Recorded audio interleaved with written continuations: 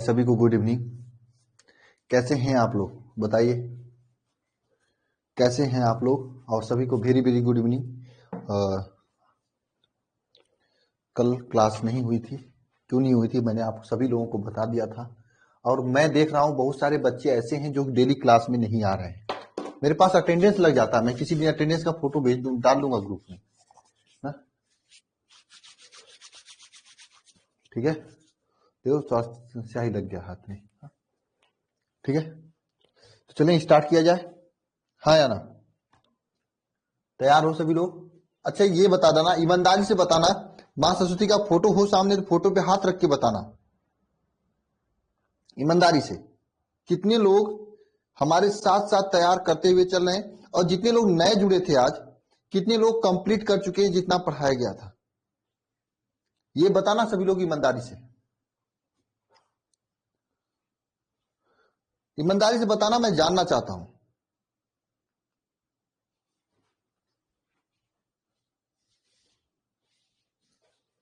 Complete है, पुष्पेन जी का complete है, पुष्पेन दुबे जी का, रमेश भाई का भी, रोशन आप तो बहुत पहले, रोहन आप तो बहुत पहले जुड़े थे, 2-3 दिन हो गया, कल क्लास भी नहीं हुई थी। मेरा आज कंप्लीट हो जाएगा। सौरभ कुमार भाई, Juhi Khatoon good evening, good evening sir, complete है बिल्कुल। हाँ विशांत, विशांत आप तो स्टार्टिंग से जुड़े हो, आपको दिक्कत ही नहीं है। रुपेश गौर, हाँ हाँ, 1 वीडियो है। सुफियान क्यों छोड़े 1 वीडियो, बताओ। स्टार्ट करें तब आज का, चलिए ठीक है। सेशन काफी लंबा है यार, जो पढ़ाया जाता है ना, छोड़ छाड़ के पढ़ा दूं, कहो तो पढ़ा दूं, तो 5 ही लेक्चर में कंप्लीट हो जाएगा। अब मुझे पढ़ा के भागना तो नहीं है आप लोगों को ना। हाँ लेकिन रिवीजन कर लेना इस महीने, इस सप्ताह में आपका डाउट क्लास मैं रखूंगा, कहा था तो। चूंकि मैंने 2 दिन इस सप्ताह में गैप मारा है, मतलब डॉक्टर को दिखाने के लिए गया था, सोमवार के दिन और बुधवार के दिन, इसलिए मैं एक दिन तो शनिवार को एक्स्ट्रा क्लास लूंगा आपका। उसी दिन आप लोगों का डाउट क्लास होने वाली केमिस्ट्री का, ठीक है, समझे। हाँ, केमिस्ट्री की डाउट क्लास शनिवार को होने वाली है, ठीक है ना, कोई दिक्कत नहीं है, तब तक आप लोग कर लेना, ठीक है। चलिए स्टार्ट करते हैं। हाँ उस दिन घनत्व वाला जो है मैटर, हमको लग रहा था फंस गया था, इसलिए मुझे घनत्व फिर से पढ़ा देना चाहिए ना, घनत्व मुझे फिर से पढ़ा देना चाहिए फिर से, ठीक है। तो हेडिंग कर लीजिएगा, घनत्व वाला फिर से आज पढ़ेंगे। उससे पहले मैं कुछ तत्वों के बारे में देखेंगे। अच्छा ये बताओ, जो मैं 5 तत्व आप लोगों को दे रहा था, तो कुछ लोगों का 10 तत्व, मैं देख लूंगा किसना बता देना चाहिए था। नहीं अभी तबीयत कुछ खास नहीं है, आप लोगों से एक दिन और मांगूंगा अगले सप्ताह में, सोमवार वाले में, सोमवार से शनि अगले वाले में, तब एक बार और जाने दिखाने हैं, तो उसके बाद सही रहेगा। नहीं राजे रोहन, केमिस्ट्री में तो पहले वाला क्लास करके ना, फिजिक्स में कर सकते हो लेकिन केमिस्ट्री में आपको पहले वाला क्लास करना होगा, समझे राजे रोहन। चलो स्टार्ट करते हैं हम लोग ना। ओके, एक बार सभी लोग मां सरस्वती का स्मरण करें, जय मां सरस्वती लिखें, फिर स्टार्ट करते हैं भगवान का नाम लेकर, ठीक है। सभी को जय मां सरस्वती, ठीक है। चलिए स्टार्ट करते हैं। एक बात ध्यान देना सभी लोग, ध्यान देना सभी लोग इधर, ठीक है। आज हम फिर से 5 तत्वों के बारे में, 10 तत्व नहीं, कुछ लोग कह रहे थे सर ज्यादा हो रहा है, प्रॉब्लम हो रही है, दिक्कत हो रही है, समस्या हो रही है, तो मैंने 5 तत्वों के बारे में अब देने का निर्णय लिया। आज 5 तत्व के बारे में दूंगा, 51 से 60 नहीं, 51 से 55, ठीक है। कुछ लोग कह रहे थे याद तो कर रहे हो साथ साथ में ना, ये नहीं कि 5 तत्व 10 तत्व दिया और आपने याद नहीं किया, याद करते चलना, हाँ ठीक है। चलिए 5 तत्वों के बारे में जानेंगे, 51, 52, 53, 54, 55। 51 नंबर जो तत्व है उसका नाम क्या है आपका, एंटी एंटी मनी है, एंटी मनी विस्मत जिसे कहा जाता है, SB anti money, anti money. इसका परमाणु भार देखिए, ये जो एंटी मनी होता है यह उपधातु होता है, उपधातु का मतलब जानते हो क्या होता है? न तो धातु, न तो अधातु, उपधातु। धातु का मतलब जैसे आपका घर में जो लाइनिंग वायरिंग हुआ है धातु से हुआ है, तो एंटीमनी न तो धातु है न ही अधातु है, यह है उपधातु। एसबी एंटीमनी, ठीक है, एसबी एंटीमनी, ठीक है, समझे। और इसका अगर परमाणु भार की बात करें तो 121 होती है, ठीक है, ये तो एंटीमनी की बात होगी। ये देखिए 52 कौन सा तत्व है? 52 नंबर तो जो तत्व उसे टेलुरियम कहा जाता है, टेलुरियम, ठीक कहा जाता है, टी, ये 52 नंबर तत्व है। अब टेलुरियम जो होता है, यह टेलुरियम भी उपधातु होता है और इसका परमाणु भार किसी को याद है? फिजिक्स का डाउट क्लास भी हो जाएगा ममता जी, अभी पिछले सप्ताह में हुआ था। चलिए मैं देख लूंगा राहुल, मैं देख लूंगा, पहले आप क्लास करिए, मैं देख लूंगा, नहीं होगा तो मैं तुरंत डलवा दूंगा। 127 इसका परमाणु भार 127। 53 नंबर तत्व जो है, 53 नंबर पर आयोडीन होता है।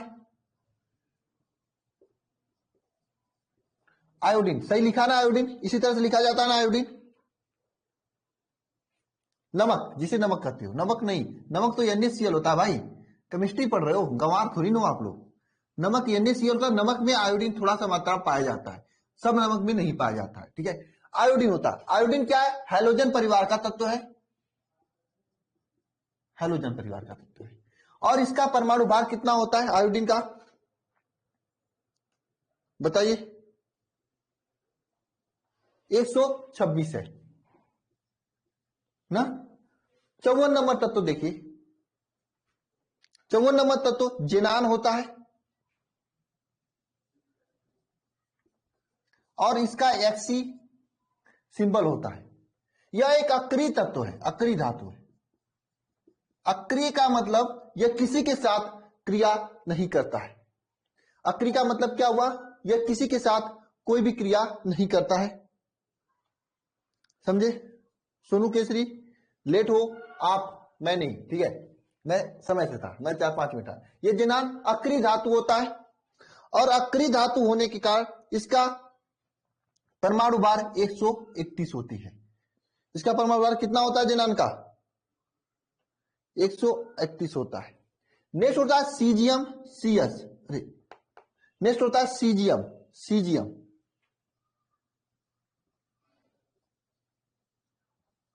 CS, ठीक है।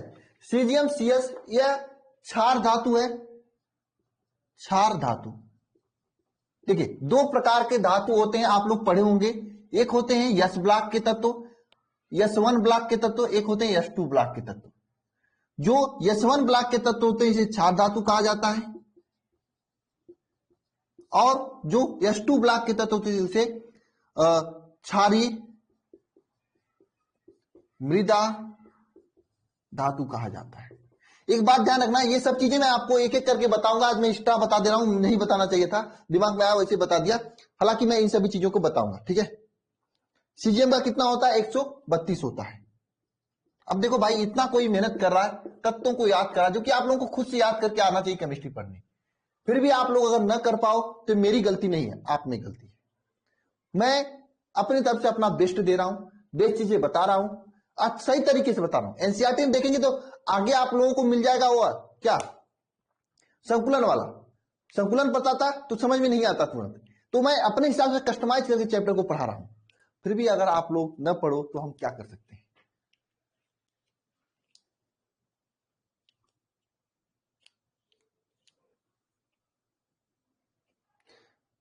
अच्छा, अपने से कि देख कर? कृष्णा, अपने से दोगे या देख कर दोगे?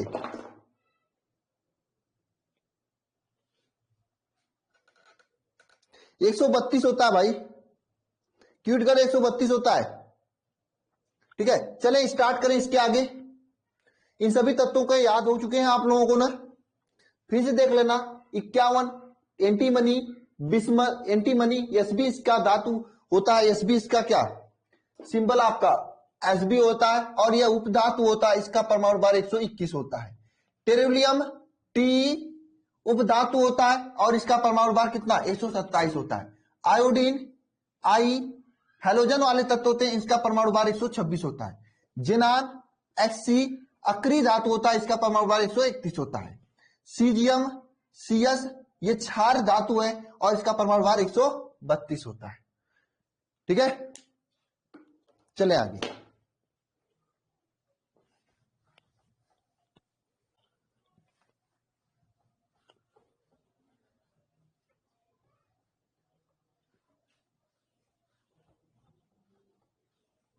अब जो दोस्त हैं उनसे कहिए जुड़ जाएं, अब ज्यादा लेट ना करें, नहीं तो फिर छूट जाएगा, फिर परेशान होंगे, फिर कोई नहीं पढ़ाने वाला मिलेगा इसे, और भी इतना सस्ते फीस में ना। आप लोग जो लेट किए हैं दोस्तों ना, उनको समझ में आ जाएगा।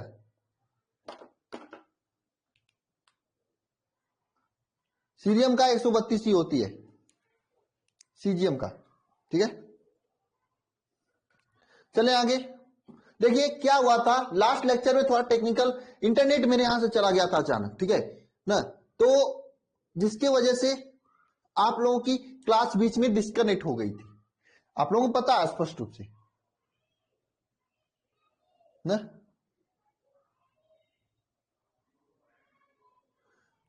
तो मैं उस लेक्चर को फिर से बता रहा हूं आपको, फिर से करा रहा हूं। ठीक है, ओके, चलिए अब हेडिंग करिएगा सभी लोग।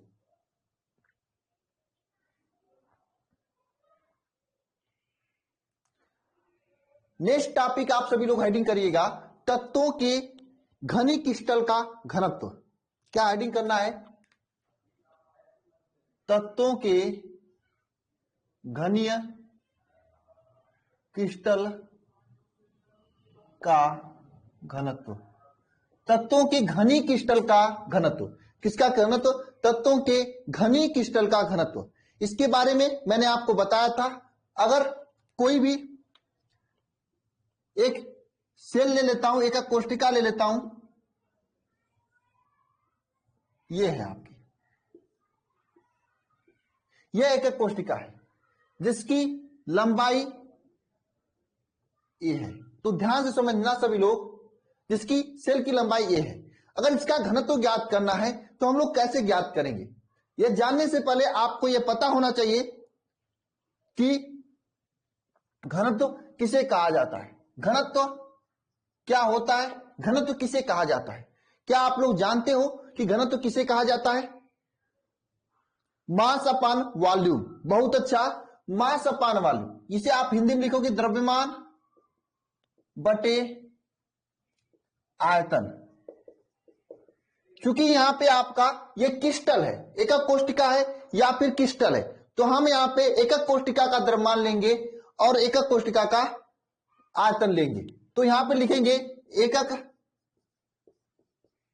कोशिका का घनत्व क्या हो जाएगा? एकक कोशिका का द्रव्यमान अपान एकक कोशिका का आयतन। एकक कोशिका का द्रव्यमान बटे एकक कोशिका का आयतन, ये हो जाएगा इस क्रिस्टल के लिए। ठीक है ना। अब हम ये मानते हैं एकक कोशिका, प्रति एकक कोशिका में परमाणु की संख्या, मैं मान लेता हूं, ये माना, दिखना सभी लोग, माना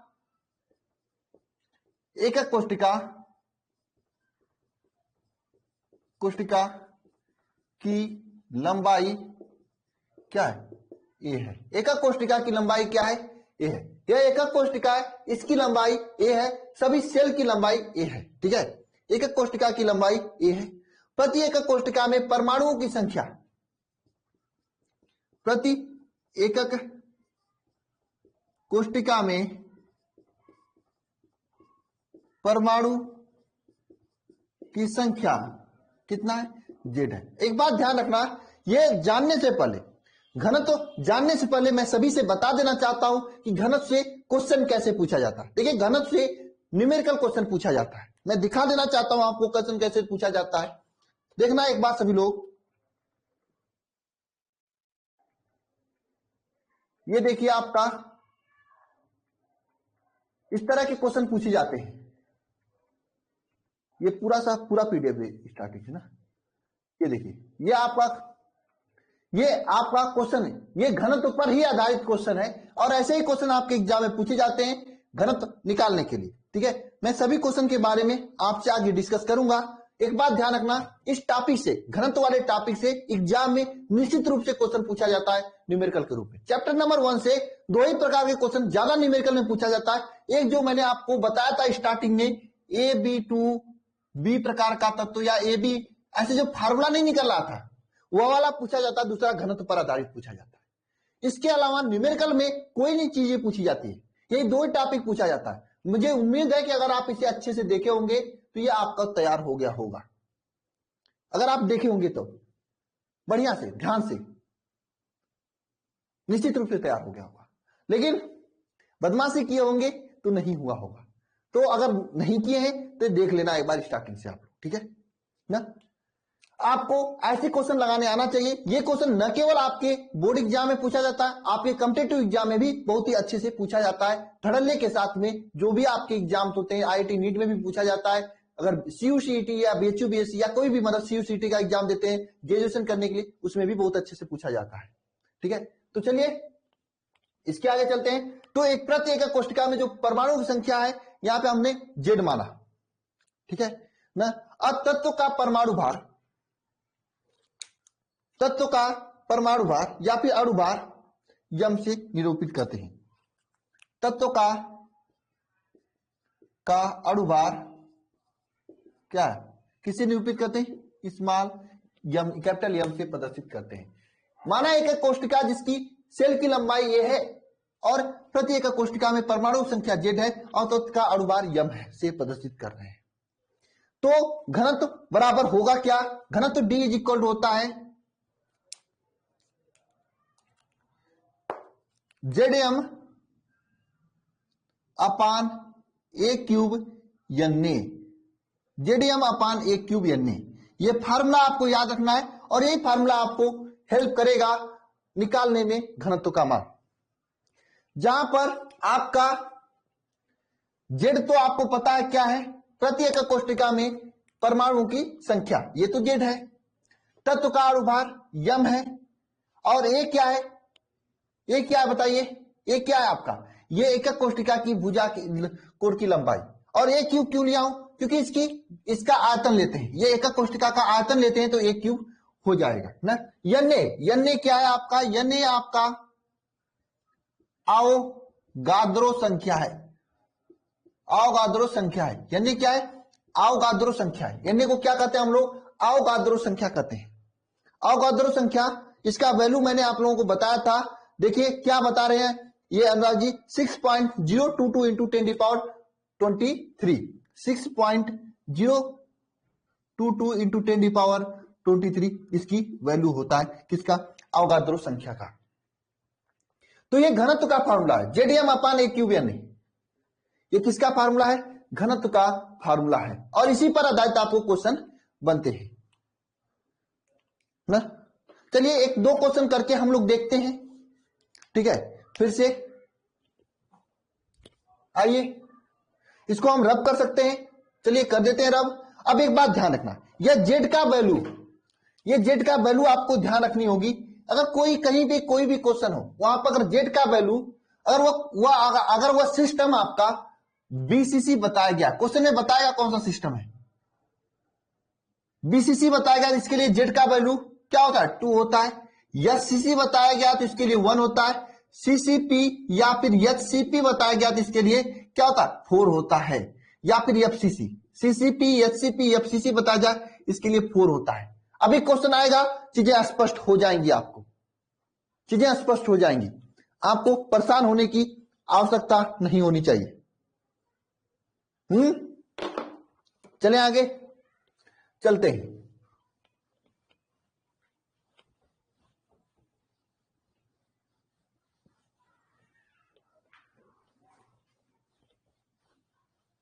चलिए क्वेश्चन नंबर 1 आप लोगों के सामने है।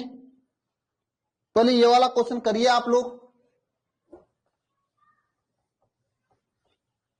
थोड़ा सा कैलकुलेटिव इसका क्वेश्चन आता है, कैलकुलेशन वाला क्वेश्चन आता है, लेकिन एग्जामिनर क्या करता है, कैलकुलेशन कम करने के लिए कुछ ट्रिकें भी दे देता है।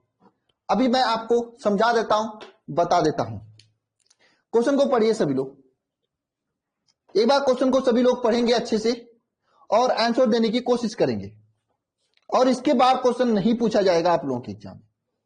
क्वेश्चन में कह रहा है चांदी घनीय संकुलन, नहीं, चांदी धातु, चांदी सोडियम धातु घनाकार जालक के रूप में क्रिस्टलीकृत है। ठीक है, घनाकार जालक के रूप में सोडियम धातु क्या है, क्रिस्टलीकृत है। ठीक है ना, नहीं, ये वाला क्वेश्चन देखिए आप लोग। ठीक है, ये चांदी वाला, वो तो थोड़ा सा लंबा हो जाएगा। ठीक है, ये देखिए क्वेश्चन, उसको मैं बताऊंगा इसके बाद। ठीक है, ये क्वेश्चन देखिए, चांदी घनी समित संकुल यानी सीसीपी की जालक के रूप में है।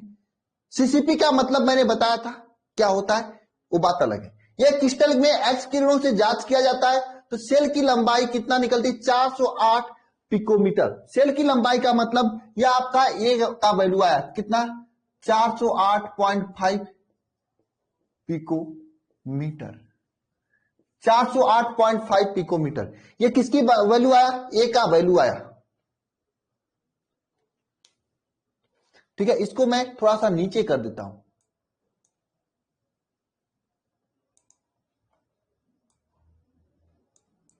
ठीक है, ए कितना वैल्यू आया, 408 पिकोमीटर। ठीक है ना, ए का वैल्यू पता करने पर चांदी का घनत्व तो आपको ज्ञात करना है, मतलब चांदी के लिए डी का वैल्यू ज्ञात करना है, यानी इसका चांदी का घनत्व तो ज्ञात करना है। चांदी का क्या ज्ञात करना है आपको, घनत्व तो ज्ञात करना है। चांदी का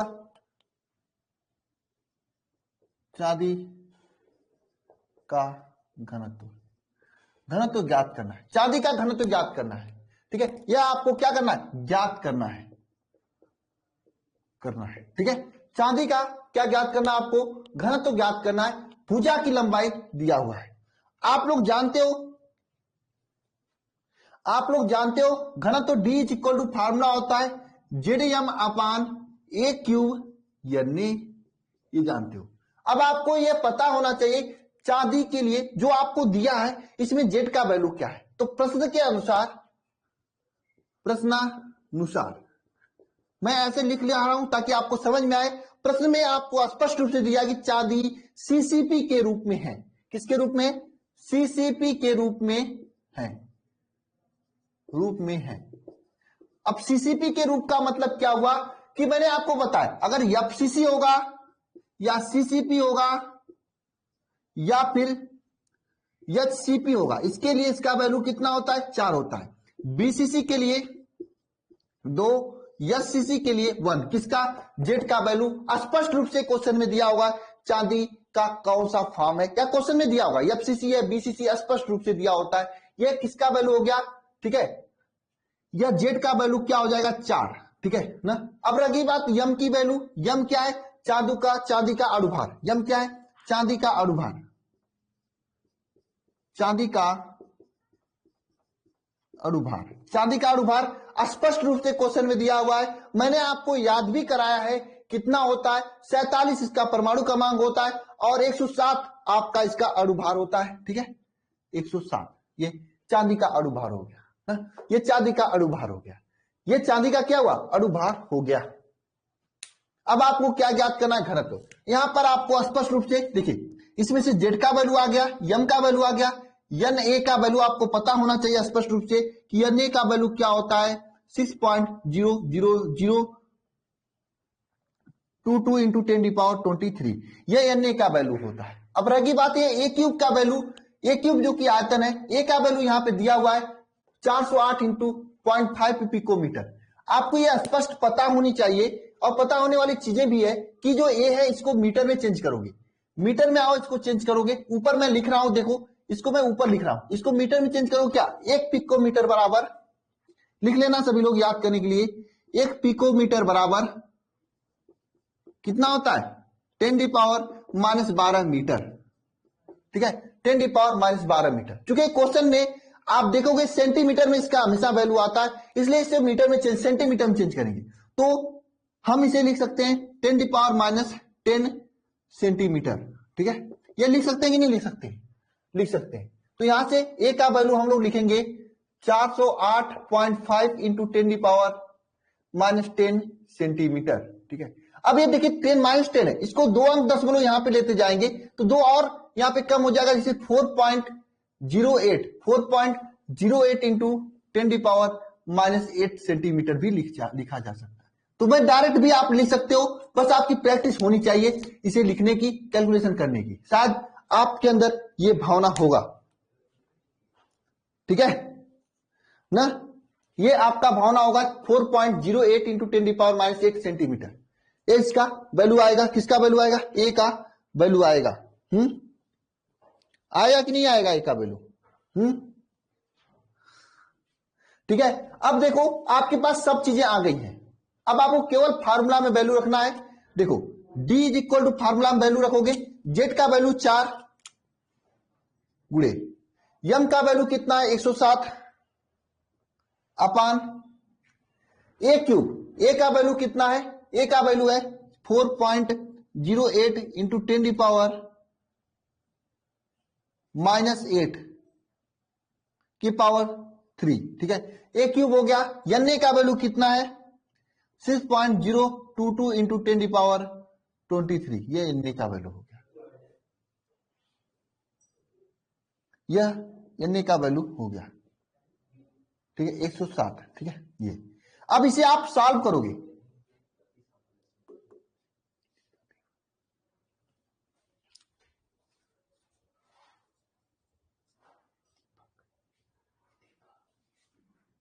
ये आपका क्या, ये आपका घनत्व का वैल्यू है। इसे आप सॉल्व करेंगे तो घनत्व आ जाएगा, इसे आप सॉल्व करेंगे तो क्या आ जाएगा? घनत्व आ जाएगा। कर लेंगे सॉल्व, बताओ आप सभी लोग कर लेंगे सॉल्व ना?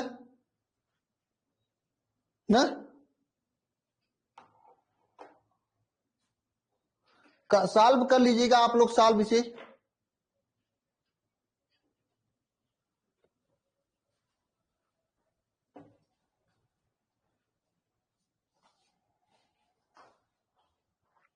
ठीक है,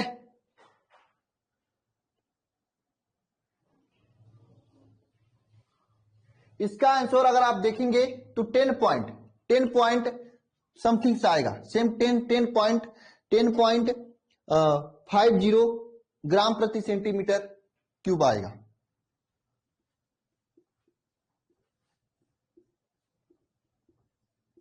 इसे सॉल्व कर लेना, गुणा भाग है, मैं क्या क्यों आपका टाइम वेस्ट करूं सॉल्व करके ना। ठीक है, कर लोगे? बताइए,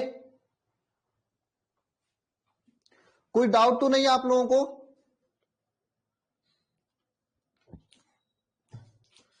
हाँ, ये कैसे हुआ, ये कैसे हुआ कन्वर्जन आपको पता है ना? हाँ बताइए, डाउट है तो बताइए। कौन? अरे डाउट है तो बताइए, किसको किसी को डाउट है बताओ। अरे गुणा भाग है पुष्पेंद्र दुबे जी, गुणा भाग करने से भागते हो, कैलकुलेशन का मतलब आप लोग, मैं देखता हूं इस समय के बच्चे जो है कैलकुलेटर का यूज करते हैं, दिमाग पैदल हो जाएगी, दिमाग पैदल हो जाएगा। अभी आगे जाओगे एग्जाम देने एयरफोर्स नेवी एनडीए का, वहां पे अच्छे अच्छे क्वेश्चन आते हैं, सेकंडों में करना होता है। अगर यही आदत नहीं रहेगा गुणा भाग करने का, फिर कहां से करोगे? क्या डाउट है पवन, बताओ, पॉइंट बताओ कहां से करना है। पंकज कुमार, कहां से करना है?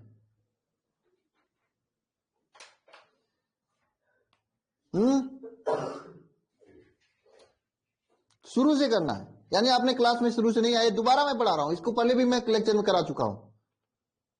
कैसे कैसे लोग हो आप लोग? अभी आए तो आप लेट हो, हम थोड़ी ने, हम क्या कर सकते हैं? इसको उस दिन टेक्निकल एरर आ गया था, क्लासेस नहीं हो पाया था। पूरा साल भी आप सीधी से 107 में 4 से गुणा कर दोगे। आओ करते हैं गुणा, करना ही 107 में 4 से गुणा कर दीजिए, गुणे 4। आपका समय बर्बाद होगा, एक लेक्चर एक्स्ट्रा लगेगा, मुझे क्या है, गुणा करो, 7 चौक को 28 को 8, हाथ में आया 2, 7 0 0 2, 28, 4 एकम 4, 428, 428 ऊपर लिखिए 428। ठीक है, नीचे देखिए, नीचे देखिए 4.08 में 6.022 का गुणा करिए, ऐसे करना है, करके लिखना है यार, बताइए। ये नहीं गुणा कर सकते हो आप लोग, कहो या में भी जाके मैं लिख दूं, हाँ, ये गलत बातें हैं ना।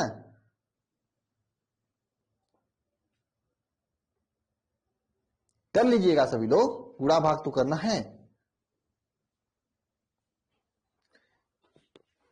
ए क्यूब करना क्या, इसका एक का गुणा करोगे,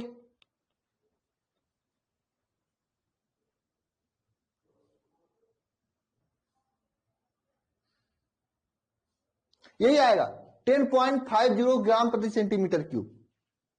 ठीक है,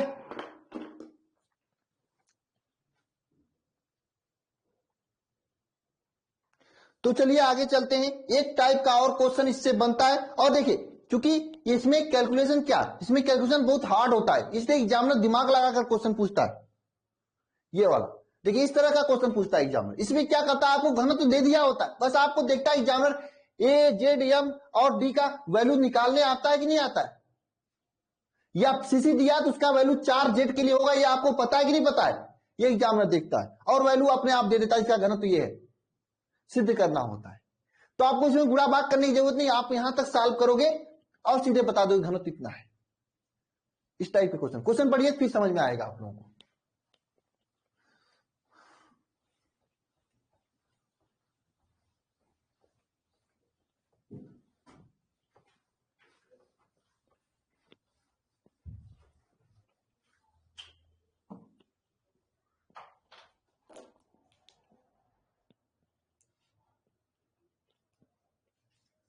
क्वेश्चन पढ़िए, कापर, देखिए कापर एफसीसी जालक के रूप में, एफसीसी देने का मतलब कापर जो है, सीयू कापर जो है एफसीसी के रूप में है। एफसीसी का रूप का मतलब कापर के लिए जेड का वैल्यू कितना हो जाएगा, 4 हो जाएगा। ठीक है, एफसीसी जालक के रूप में कृत है, जिसके कोर की लंबाई, कोर की लंबाई मतलब ये ए का नंबर, ए का मान दिया है, कोर की लंबाई क्या है, कोर की लंबाई कितना है, कोर की लंबाई कितना है, 3.61 इंटू 10⁻⁻8 सेंटीमीटर है, 3.61 इंटू 10⁻⁻8 सेंटीमीटर कोर की लंबाई, कोर की लंबाई। तो आपको यह दर्शाना है कि इसका घनत्व डी कितना हो जाएगा, 8.92 ग्राम प्रति सेंटीमीटर क्यूब होगा, 996। इसका घनत्व डी कितना हो जाएगा, 8.96 into 10 gram centimetre cube CM cube, ये होगा, ये आपको दर्शाना है। मतलब सब चीजें देगी है, आपको केवल और केवल दर्शाना है, केवल और केवल दर्शाना है। ये आपको दिया गया है, 92 है, एक मिनट, 92 है, 96 नहीं, 92 है। ठीक है, ये आपको दर्शाना है। तो आपको स्पष्ट होना चाहिए कि घनत्व डी इज इक्वल टू, आपको एग्जामिनर जानना चाहता है, आपको डिफिनेशन पता है कि नहीं, घनत्व का फार्मूला पता है कि नहीं पता है, ये जानना चाहता है examiner. D is equal to Z M upon a cube N D, यह आपका फार्मूला होता है घनत्व का। इसमें जेड का वैल्यू आपको पता हो गया कितना होगा, 4 होगा। अब देखिए यम का वैल्यू किसके लिए, यम के लिए कापर का सीयू का अणुभार, यम क्या सीयू का अणुभार है। अब सीयू का अणुभार कितना होता है, सीयू का अणुभार कितना होता है, सीयू का मतलब कापर का अणुभार कितना होता है बताइए, 63 होता है। कुछ लोग बता रहे हैं 63 होता है, सही बता रहे, 63.5 होता है, आप 63 रखिएगा। ठीक है, 63 होता है, तो आपको सीधे इंटू 63 कर देना है, 63 अपान ये क्या है, ये है आपका 3.61 इंटू 10⁻⁻8 का क्यूब, ये हो गया। और एन का वैल्यू क्या है, 6.0022 इंटू 10⁻23, ये हो जाएगा ए का वैल्यू। तो ये आपका घनत्व डी का वैल्यू आ जाएगा। आप इतना करके सीधे लिख दीजिएगा equal to 8.92 gram cm cube, ये आप लिख दीजिएगा, ये आपके घनत्व के बराबर हो जाएगा। हाँ, तो इस तरह से क्वेश्चन आपके एग्जाम में सिंपल पूछता है। ठीक है, ओके, मैं कोशिश करूंगा सागर। ठीक है, इस तरह से आपके एग्जाम में क्वेश्चन पूछता है। और एक टाइप मैं और बता देता हूं क्वेश्चन पूछने का। कभी कभी क्या होता है एग्जाम में थोड़ा सा और एडवांस चला जाता है, एडवांस चला जाता है। मैं बता देता हूं उस टाइप का क्वेश्चन कभी कभी आपके एग्जाम में बन जाएगा, तो कर लेना। इसमें क्या क्या चीजें आपके लिए फार्मूला, यहाँ पे घनत्व डी इज इक्वल टू क्या है, ZDM upon a cube N A. अब जरा बताइए, अगर मान लीजिए एग्जामिनर आपको घनत्व दे दिया, घनत्व डी का वैल्यू आपको दिया है, अगर आपसे जेड का वैल्यू पूछ ले तो आप नहीं बता पाओगे क्या? बता लोगे फार्मूले में? अगर आपका जेड का वैल्यू अगर क्वेश्चन पूछ दे एग्जाम में, जैसे ये वाला क्वेश्चन देख लीजिएगा, ये वाला, इसमें आपको घनत्व का वैल्यू दिया है आपके सामने, सोडियम का घनत्व दिया है ना, कितना 0.9623, ये रीनियम का घनत्व है।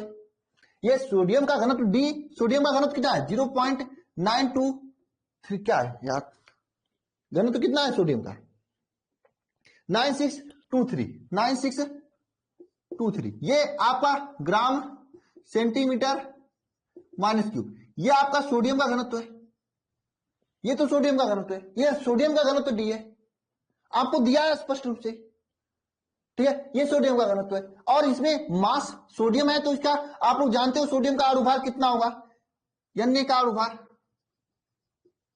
कितना होगा, Na का अणुभार 23 होता है, ये आप जानते हो। और एक ए का वैल्यू दिया है यहाँ पे, सोडियम की एक भुजा की लंबाई कितना 430 पिकोमीटर, 430 पीएम, ये आपको दिया ही है। आपके पास Na का वैल्यू पता ही होता है क्या 6.022 इंटू 10⁻23। आपसे यहां पे गलती से पूछ दिया है जेड का वैल्यू, क्या होगा? नहीं बता पाओगे।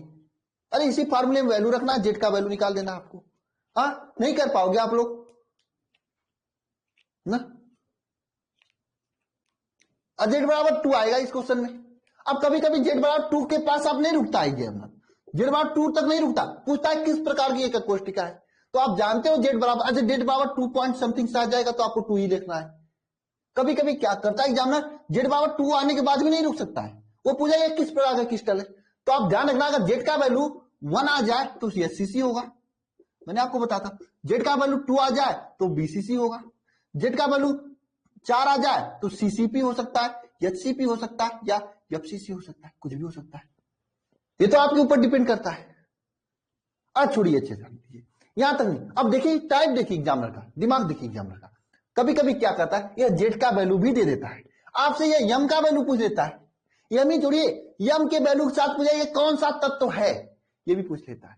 तो आपको परमाणु भार सभी तत्वों का याद होगा तो आप नहीं बता लोगे यम का भार, यम का वैल्यू फार्मूले में अगर यम का वैल्यू आप रख दोगे, यम का वैल्यू आपसे पूछता है, यम का वैल्यू आपसे पूछता है जेड का वैल्यू देकर, डी का वैल्यू देकर, तब पर भी आप लोग कर लोगे। बस 4 में से आपको नचाएगा, किसी का पूछेगा, कभी कभी ए क्यूब का वैल्यू पूछ देगा, आयतन पूछ देगा, कोर की लंबाई पूछ देगी,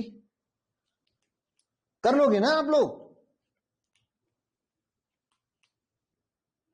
बताइए। हाँ सर, तो कर लीजिएगा, ऐसे ही क्वेश्चन पूछता है, ठीक है। तो चले आगे, तो चलते हैं आगे, ठीक है। आप कर लेना ये क्वेश्चन प्रैक्टिस के लिए आप लोगों के लिए, ठीक है, आप करके देख लेना, ठीक है। कोई डाउट हो तो बता देना आप मुझे।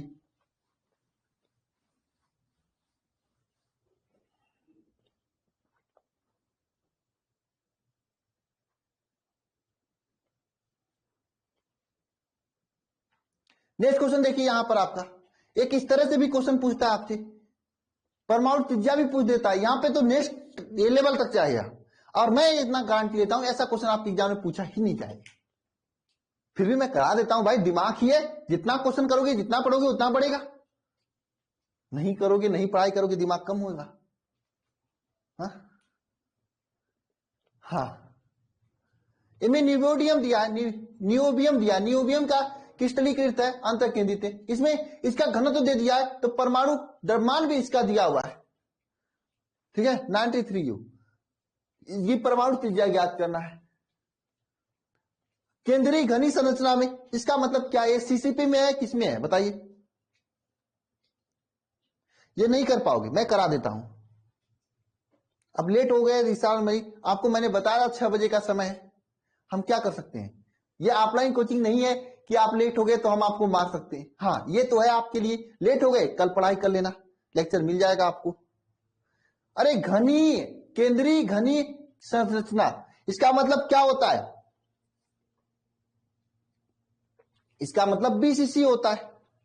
मैं सॉल्व कर रहा हूं, एफसीसी नहीं होता क्यूटिकल। आप पढ़े नहीं हो, आप लेट जुड़े हो मुझे पता है, लेकिन पढ़े नहीं हो आप क्यूटिकल। पढ़े होते तो एफसीसी नहीं बताते, बीसीसी होगा ना। अब बीसीसी के लिए जेड का मान कितना होता है? हाँ, मैथ पढ़ना बहुत जरूरी है, सोमवार से होगा मैथ कंफर्म। ठीक है, क्या बताऊं, मैं सोचा क्या 2 दिन के लिए। और मैं आप सभी से बता देना चाहता हूं, अगले सप्ताह में एक दिन और मैं जाऊंगा, एक दिन मैं जाऊंगा आपको, क्योंकि अभी दिखाना बाकी है, अभी आधा।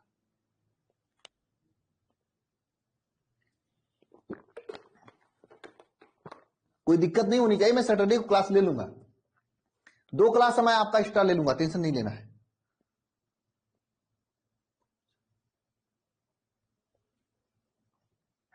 अब वो सोमवार भी हो सकता है, मंगलवार भी हो सकता है। बाकी क्लास होगी, कब से होगी बता दिया मैंने, सोमवार से होगी। ठीक है, हेल्थ ठीक है, आराम है, तभी तो डॉक्टर को दोबारा दिखाने जाना है। और डॉक्टर इस बार मैं आप सभी लोगों को, पहले तो मैं आप लोगों को धन्यवाद देना चाहता हूं। अभी सर आते हैं, सर से आप लोगों को मिलवाऊंगा भी, ठीक है, बीच क्लास में। ठीक है ना। बहुत तुमको आराम है आप लोगों की दुआओं की वजह से, क्योंकि अरे सिलेबस पूरा 1 घंटे नहीं 1.5 घंटे की क्लासेस चल रही है, सिलेबस का टेंशन आप मत लो। ठीक है,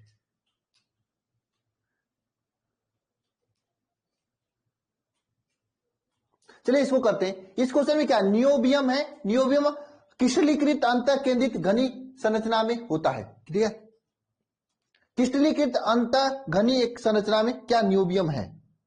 नियोबियम किसमें? क्रिस्टलीकृत अंत घनी संरचना में है। ठीक है, किसमें? क्रिस्टलीकृत। ठीक है, क्रिस्टली केंद्रीय घनी संरचना, केंद्रीय घनी संरचना का मतलब नियोबियम जो है एनबी किसमें है? बीसीसी में है। अब आपको पता होना चाहिए भाई कि केंद्रीय, केंद्रीय शब्द जहां पे लग जाता है वो कौन सा होता है, ये पता होना चाहिए। मैंने आपको बताया भी था, ऐसी बात नहीं कि मैंने नहीं बताया था, आपको बताया था मैंने, ईमानदारी से बताया था मैंने आपको। कोई नहीं कर सकता मैंने नहीं बताया था, आपने नहीं पढ़ा तो मैं क्या कर सकता हूं। ठीक है, तो ये नियोबियम है। अब इसके लिए जेड का मान कितना होगा? 2 होगा, ये भी आपको मैंने बताया था। ठीक है, अब देखिए यहां पर क्या है, इसका घनत्व तो डी दिया हुआ है, घनत्व तो डी दिया हुआ है। डी कितना घनत्व इसका? 8.55 ग्राम सेंटीमीटर क्यूब है, 8.55 ग्राम सीएम माइनस क्यूब है इसका घनत्व, घनत्व है। परमाणुविक द्रव्यमान 93 यू है, परमाणु द्रव्यमान मतलब यहां पे यू, यम, यम क्या है? 93 यू है। ठीक है, यह है। तो आपको यहां पे परमाणु की त्रिज्या ज्ञात करनी है, त्रिज्या ज्ञात करनी है। अब बताओ कैसे ज्ञात करो, किसका दिमाग यहां तक पहुंच रहा है, यही तो क्वेश्चन है। किसका दिमाग पहुंच रहा है मैं देखना चाहता हूं, कैसे ज्ञात करोगे त्रिज्या, मैं देखना चाहता हूं कौन बता देता है।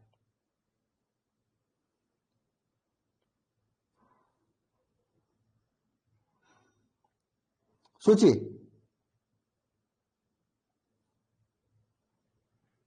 त्रिज्या देखिए, आपको सबसे पहले एक ज्ञात करनी होगी, भुजा, यह आपकी एकक कोष्ठिका के कोर की लंबाई ज्ञात करनी होगी। ठीक है, यह आपको ज्ञात करनी होगी। और बीसीसी के लिए मैंने बताया था क्या होता है, बताओ बीसीसी के लिए क्या होता है। मैं हट जाता हूं साइड, बताइए। अरे एफसीसी के लिए आर, एफसीसी के लिए और बीसीसी के लिए, दोनों के लिए बताया था आर और ए में संबंध है क्या होता है, मैंने बताया था ना। इसमें क्या होता है बताओ क्या होता है, मैंने बताया था आप लोग, बताओ किसमें क्या होता है बताओ।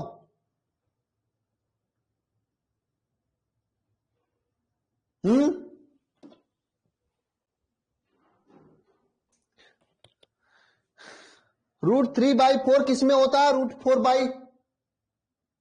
√2/4 किसमें होता है? देखो इसमें क्या होता है, √3/3 a/4 होता है। इसमें क्या होता है, मैंने ट्रिक बताया था, देखो ये थ्री, ये 3 इस तरह से लिखा जाता है और 3 इसमें, इसको मिटा दोगे ये 3 की तरह हो गया है। तो ये √3a/4 r और a के मध्य संबंध, ये मैंने ट्रिक भी बताया था आपको। इसके लिए कितना बताया था बताओ? इसके लिए एफसीसी के लिए √2/2, √2/4, √2a/4, ये मैंने आपको बताया था। दोनों के लिए बताया था कि आपको यहाँ पर √3a/4 याद करना है, यहाँ पर √2a/4 याद करना है। अरे बताया था कि नहीं? बता दो।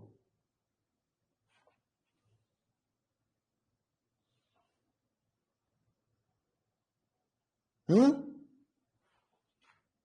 तो आपको क्या करना है, यहां पर a का वैल्यू ज्ञात कर लेना है और यहीं पे रख देना, r का वैल्यू आ जाएगा। यही तो है क्वेश्चन में, और अलग क्या है क्वेश्चन में? कर लोगे? अरे ZDM upon a cube N A से ज्ञात कर लेना, ZDM upon a cube N A से ज्ञात कर लेना है किसका? डी इज इक्वल टू, ये फार्मूले से आपको ए का वैल्यू ज्ञात कर लेना है और यहां पे रख देना है। कर लोगे? हाँ। अरे ए का वैल्यू इस फार्मूले में रख के ए का वैल्यू नहीं ज्ञात कर सकते हो क्या आप लोग?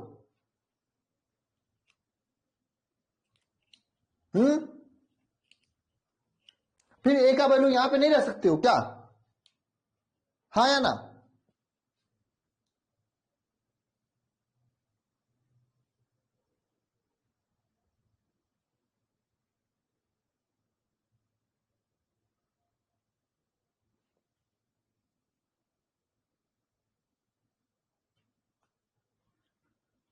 बताओ।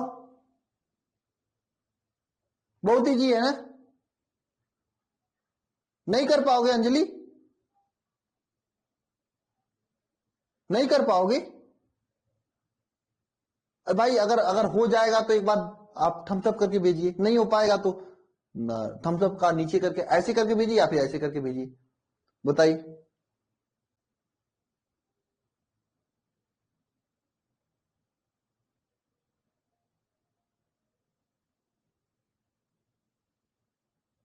फटाफट भेजिए, मैं आगे चलूं, मुझे पता चलना चाहिए ना।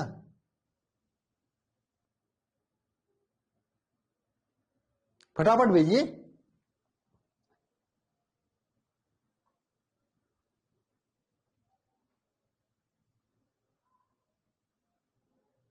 जितेंद्र आपको नहीं आ रहा है इसका मतलब? एक काम करो, एक बार ट्राई खुद से करना जितेंद्र, लेक्चर को देखकर। नहीं तो सैटरडे को मैं डाउट क्लास रखूंगा, उस दिन क्लास में पूछ लेना आप, ठीक है? मैं बता दूंगा, ठीक है? एक बार खुद से ट्राई करो, क्योंकि देख रहे हो इतने सारे बच्चों को आ रहा, आपको नहीं आ रहा, इसका मतलब गलती आप में हो सकती है, मेरे में नहीं। मैंने समझाया होगा, हो सकता है आप लेट जुड़े हो, याद नहीं हुआ, आपने पहले पढ़ा नहीं हो, ये भी हो सकता है। पहले का आप पढ़ के नहीं आए हो, समझे जितेंद्र? पहले का आप स्टार्टिंग से पढ़े ना हो, ठीक है? हो सकता है। देखिए विनायक जी का हो गया ना, चलते हैं आगे। अरे ये कौन भेजा? पवन कुमार, बस करो पवन, अरे बस करो, मुझे डरवा दोगे क्या?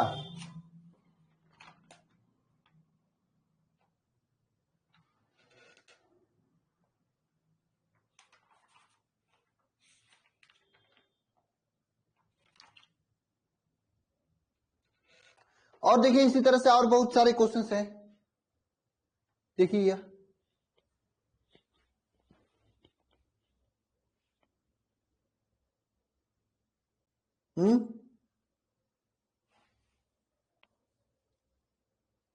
बताओ, यहां से उल्टा कर दिया आपसे, ये भी आपके सामने क्वेश्चन है। लेकिन हाँ, मैं आपको बता देना चाहता हूं, ये क्वेश्चन आपके बोर्ड एग्जाम में नहीं पूछा जाएगा।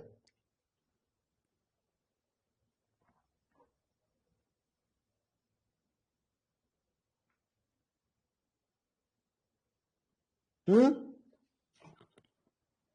पीडीएफ मिलेगा? अरे पीडीएफ है, पीडीएफ है ऐप पर, मैं तुरंत क्लास के बाद आज अपलोड करूंगा।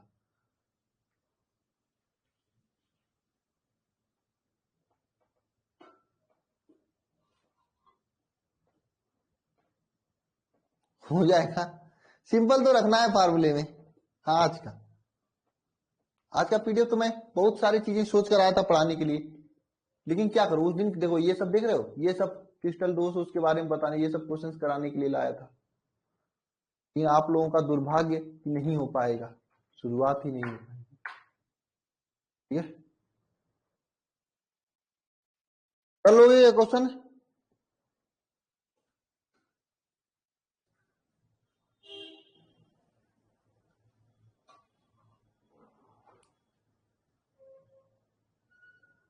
सर से मिलवा दो। सर तो अभी नहीं आए हैं, मतलब सर नहीं है अभी, अभी आ जाएंगे हो सकता है, तो मैं मिलवा दूंगा। ठीक है, नहीं तो कल की क्लास में मिलवा दूंगा। ठीक है, क्या टेंशन है। एक क्वेश्चन आ गया तो मैं आगे चलूं, बताओ।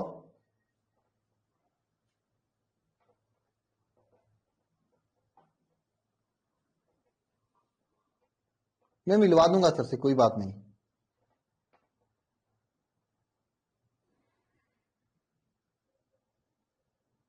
पढ़ाने से पहले पीडीएफ चलो मैं प्रोवाइड करा दिया करूंगा, उसमें क्या है। चलो मैं आज ही प्रोवाइड कर देता हूं अगले लेक्चर का। अब मैं सोच रहा हूं कि आज की इस लेक्चर को यहीं पे बंद कर दूं। क्यों? मेरी मजबूरी है, अगर मैं नहीं बंद करूंगा तो अगला वाला चैप्टर कंप्लीट, मतलब अगला वाला लेक्चर कंप्लीट नहीं हो पाएगा। जब कंप्लीट नहीं होगा तो बीच में दिक्कत हो जाएगी ना, क्योंकि 7:30 बजे फिजिक्स क्लास भी है, आधे घंटे में हो नहीं कर पाएगा, मुझे घास काटने आता नहीं है, अच्छे से समझा के पढ़ाना है। तो मैं अगले वाले लेक्चर के संबंध में कुछ बता देता हूं। ठीक है, अगला लेक्चर क्या होने वाला है, कैसे होने वाला है, ये सब चीजें आपको बता देता हूं। ये जो अगला लेक्चर होगा यह दोस्त के बारे में होगा, दोस्त के बारे में होगा, दोस्त के बारे में नहीं, दोस्त के बारे में। ये मत समझ लेना दोस्त के बारे में होगा, नहीं, दोस्त के बारे में होगा। दोस्त, दोस्त का मतलब जानते हो? एरर, गलती।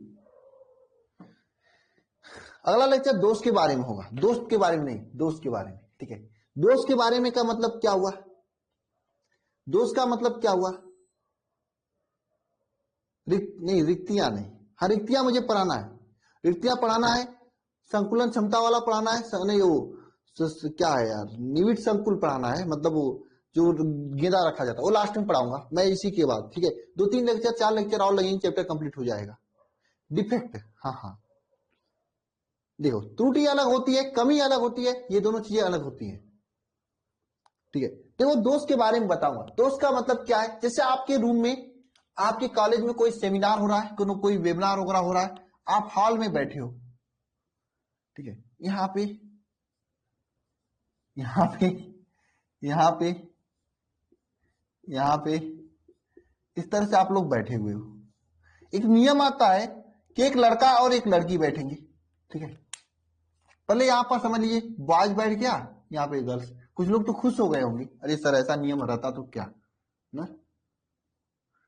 कितने लोग खुश हुए हैं बताओ?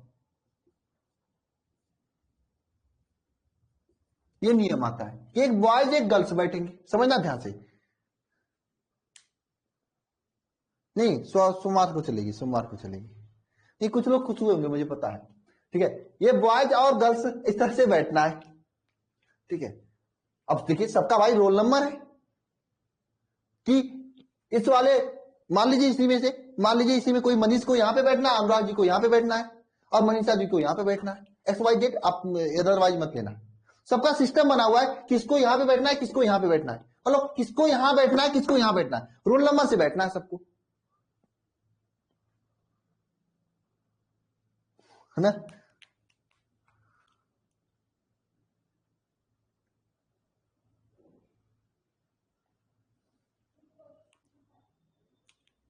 सोमवार से राहुल जी, सोमवार से।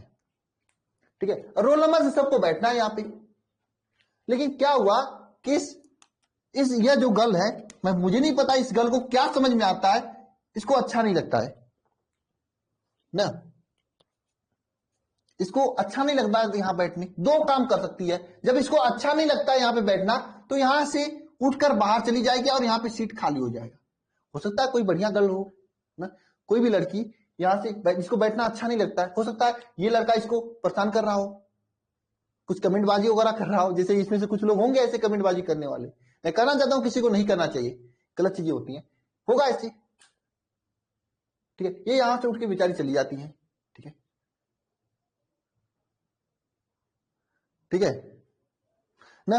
तो यहां पे खाली स्थान हो जाता है।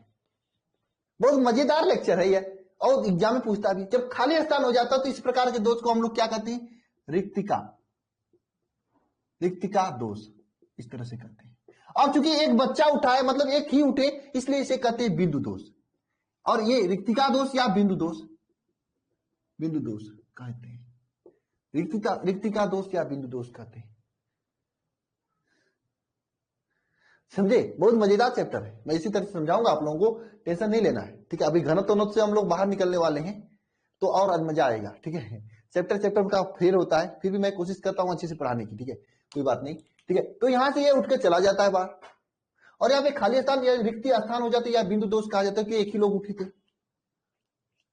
ठीक है। ये ऐसा हो जाता है, टेलर है समझ लो, ऐसा हो जाता है। लेकिन मुझे समझ में नहीं आता है कि सेम यहां पर भी सिस्टम होता है, एक समझना सभी लोग, सेम यहां पर भी सिस्टम होता है, ठीक है, यहां पर भी सेम सिस्टम होता है, और यहां पर भी, यहां पे क्या होता है, अच्छा ये आप लोगों को पता होगा ना, आपके कॉलेज में भी ऐसा होगा कि नहीं, बताना मुझे जरा, कि आपके कॉलेज में लड़कियों की संख्या, आप एक क्लास में लड़कियों की संख्या लड़कों से कम होती है, ऐसा होता है कि नहीं होता है?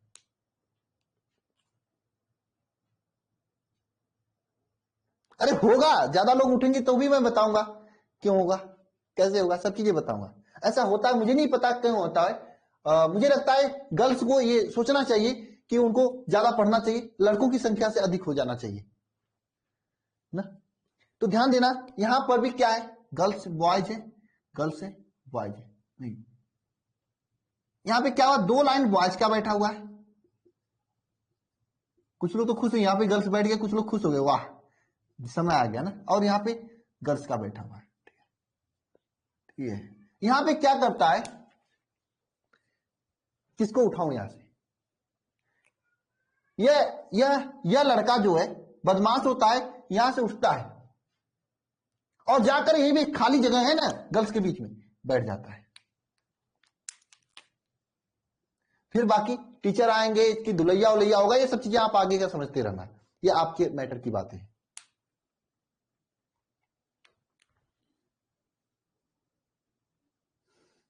ठीक है। टीचर आएंगे, यहाँ पे धुलैया होगा, क्योंकि यहाँ गर्ल्स के बीच में जाके जबरदस्ती बैठ गया है, नीचे बैठ गया है, डेस्क के नीचे बैठ गया है, तो ये इसका मैटर, अब ये आगे का सोचेगा। लेकिन हाँ मुझे पता है मैक्सिमम टाइम, मैक्सिमम लोग जहां पर ही होता है, ठीक है। ये जाकर लड़का यहाँ पे बैठा है, जरा सोचो, विशांत, वसंत, क्या नाम आपका, आप जाके बैठे हो तो आपका क्या होने वाला, संजीत मान लीजिए आप ही बैठ गए, तो क्या होने वाला आपका, बताइए। टीचर सर लोग क्या करने वाले हैं, हा? क्या करेंगे, कुछ समझ में आ रहा है? मार पड़ेगी ना, अच्छा खासा मार पड़ेगी, हो सकता है कुछ टूट फूट जाए, मारेंगे, ठीक है, बिल्कुल, चलिए वो मारेंगे उनकी बात अलग है। लेकिन मैं आपको जो समझाना चाहता हूं, इस प्रकार के दोष में जो यहां से लड़का उठकर इससे बाहर नहीं गया और अंदर ही बैठ जाता है, इस प्रकार के दोष को हम लोग अंतरकाशी दोष कहते हैं। क्या कहते हैं? अंतरकाशी दोष। मैं कल इन सभी चीजों के बारे में डिफिनेशन लिखाऊंगा, चीजों को समझाऊंगा, अभी तो मैं टेलर बता रहा हूं, ठीक है। धुलाई होगी, अंतरकाशी दोष,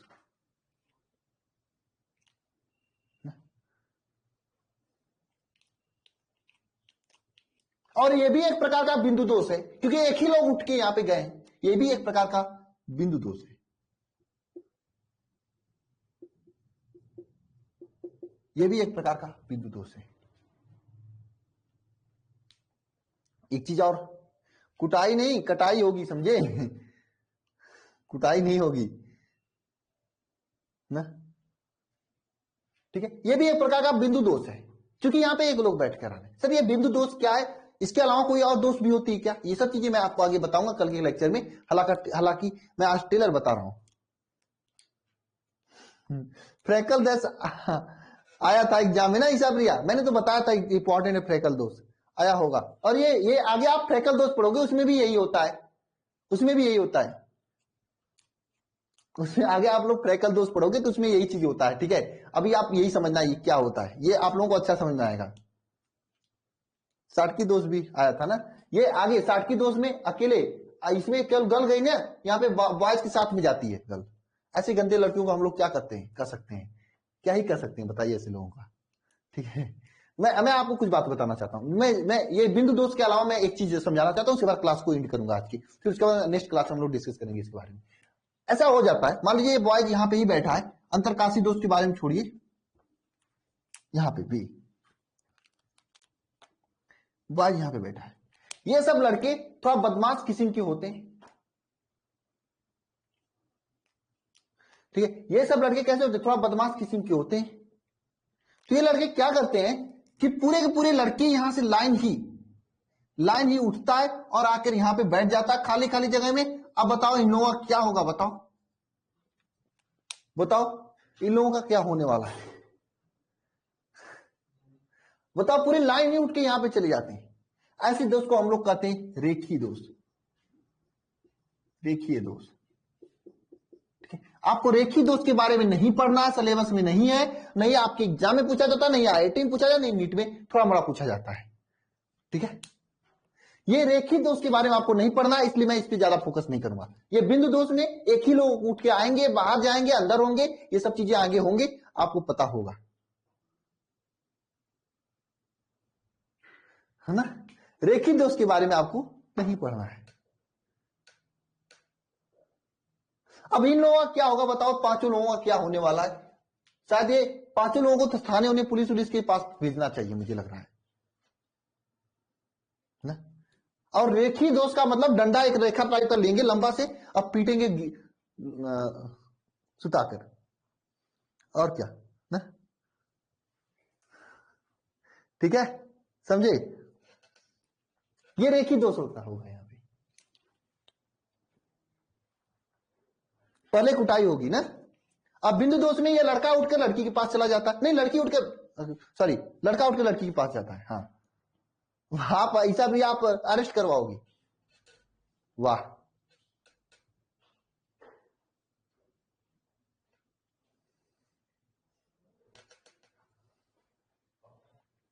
बहुत अच्छा।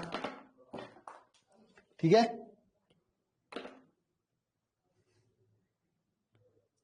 ठीक है, चले तो ये सब आगे की कहानी आगे के लेक्चर में हम लोग डिस्कस करेंगे। ठीक है, फिलहाल मिलते हैं नेक्स्ट लेक्चर में। ठीक है, कल, ओके, कल और मजा आएगा, दोस्त के बारे में पढ़ेंगे। ठीक है, और एक प्रकार का ये दोषी है आपके अंदर, ये गलती है आपके अंदर, डिफेक्ट है। जो बच्चा ऐसा काम कर रहा है, उठ के जाके लड़कियों के बीच में बैठ रहा है, डिफेक्ट है। उसके मम्मी पापा से पर्सनली फोन करके कह देना चाहिए, उसका शादी करा दिया जाए। उसके लिए सबसे बढ़िया यही उपाय होगा, पढ़ाई लिखाई छुड़वा के शादी करवा दिया जाए। ठीक है, ये सबसे अच्छा उपाय है इसका ना। ठीक है, ओके, एक प्रकार का दोष ही है, समझिए, एक तरह से आप उस लड़के के अंदर ये डिफेक्ट ही है, दोष ही है ना, है कि नहीं, बताइए।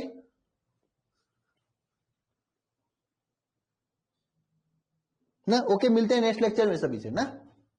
और हाँ, अगर आपके फ्रेंड वगैरह अगर जिनको भी ज्वाइन होना है, कर दीजिए, ज्वाइन हो जाए, नहीं तो लेट करेंगे फिर नहीं समझ में आएगा, फिर परेशान होंगे, तो क्या करेंगे हम। अब जो कल परसों जुड़ा है उनको कंप्लीट करना पड़ रहा है। ठीक है, किसका इंतजार कर रहे हैं आप लोग, आपके फ्रेंड वगैरह किसका इंतजार कर रहे हैं, क्यों संजीत। ठीक है, चलिए मिलते हैं नेक्स्ट लेक्चर में, सभी को धन्यवाद, थैंक यू। डाउट क्लास होती है सैटरडे को, मैं डाउट क्लास लूंगा, ओके।